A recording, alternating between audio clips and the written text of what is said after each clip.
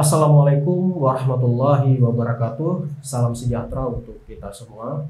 Bapak Ibu yang saya hormati, semoga kita semua dalam keadaan sehat walafiat. Tidak terasa Bapak Ibu, kita sudah sampai pada aktivitas belajar ke-12. Pada aktivitas belajar ke-12 ini Bapak Ibu, kita akan membahas terkait artikel ilmiah secara final yang telah Bapak Ibu kerjakan sebelumnya.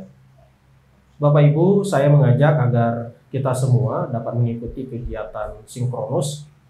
Melalui kegiatan sinkronus itu, Bapak Ibu akan belajar bersama pembimbing terkait tugas-tugas yang telah Bapak Ibu kerjakan semuanya.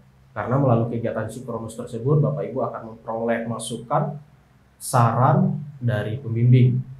Kemudian silakan Bapak Ibu menyempurnakan hasil karya Bapak Ibu sesuai dengan arahan pembimbing agar dapat diunggah kembali pada tugas yang keempat.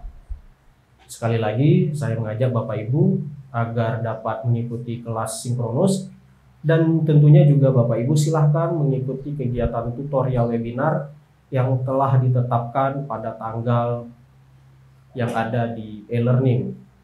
Bapak Ibu yang saya hormati, untuk pertemuan kali ini saya cukupkan. Sampai bertemu pada pertemuan selanjutnya. Saya akhiri. Assalamualaikum warahmatullahi wabarakatuh.